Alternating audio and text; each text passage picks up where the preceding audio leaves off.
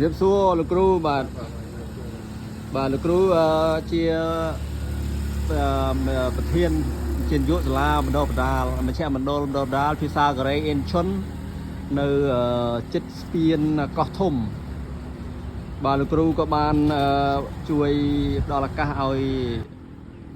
ជនជាតិកូរ៉េដែលខ្ញុំផុសថ្ងៃមុនឈ្មោះស៊ូគឹមស៊ូបាទឥឡូវគាត់មកបរៀននៅសាលារបស់លោកគ្រូហ្នឹងហើយលោកគ្រូគាត់ជួយបន្ទប់ហើយនឹងមហោបអាហារស្អីស្នាក់នៅហ្នឹងហើយក៏មានបងប្អូនខ្លះគាត់ជួយក៏ប៉ុន្តែវានៅតែមិនតន់គ្រប់គ្រាន់ហើយគាត់ក៏ជួយបន្ថែមទៀតបាទហើយគាត់ក៏មានឱកាសជួយបរៀនដោយថាសិស្សខ្មែរយើងដែលចង់ចេះភាសាកូរ៉េហ្នឹងបាទអញ្ចឹងកុំឲ្យខាតពេលយូរជំរាបឲ្យលោកគ្រូជម្រាបឈ្មោះហើយនឹងទីតាំងដើម្បីឲ្យបងប្អូនកាន់តែបានស្គាល់បាទទីតាំងរបស់សាលាខ្ញុំនេះ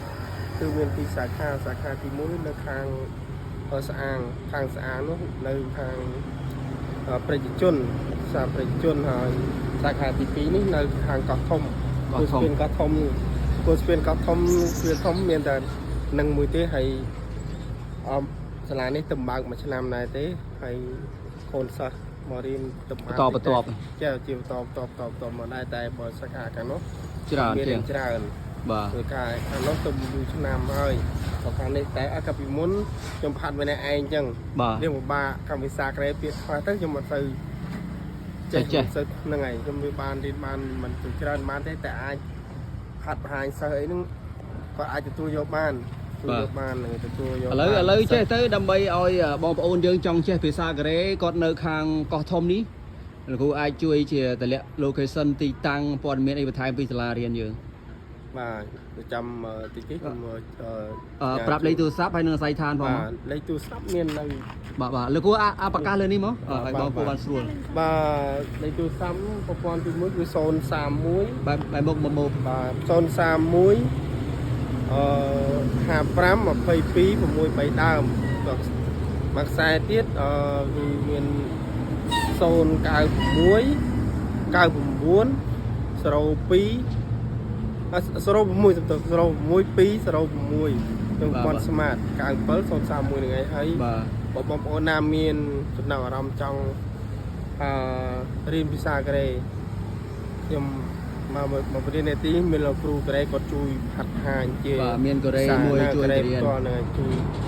ហាត់ហាញហើយទេអាស័យដ្ឋាននេះអាចជួយប្រសាអាស័យដ្ឋានឃុំបាទភូមិនៅបើនិយាយទៅកោះធំដូចជាមានតែមួយទេសាលាបាទអាចប្រាប់ភូមិចុះពីណាទៅណាអីចឹងដើម្បីបងប្អូនបានស្គាល់បាទបើទីតាំងគឺស្រួលរកដែរតែគឺឲ្យទៅស្គាល់ស្ពានកោះធំត្រូវកង្កើតស្ពានកោះធំត្រូវកង្កើតសាលានឹងមានសាលាកូរ៉េមួយនឹងត្រូវកង្កើត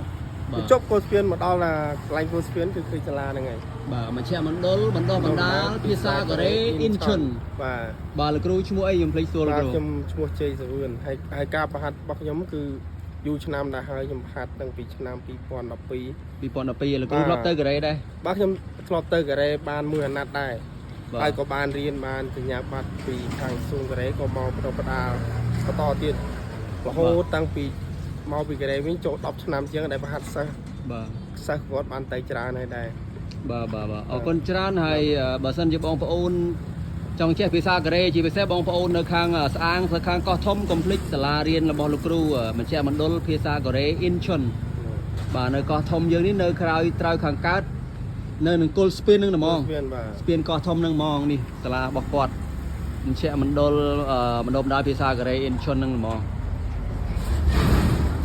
បាទអរគុណលោកគ្រូហើយអរគុណដែលបានជឿថាដល់ឱកាសឲ្យលោកគឹមស៊ូបាទដែលគាត់មានបញ្ហាសេដ្ឋកិច្ចហើយគាត់បានបរៀនបានស្នាក់នៅហើយយើងនឹងជួយសហការទៀតហើយសង្ឃឹមថាសាលារៀនលោកគ្រូដំណើរការបានល្អជួយបណ្ដុះបណ្ដាលក្មេងៗជំនាន់ក្រោយជូនពរឲ្យលោកគ្រូបានជោគជ័យហើយបណ្ដុះបណ្ដាលសិស្សហើយនឹង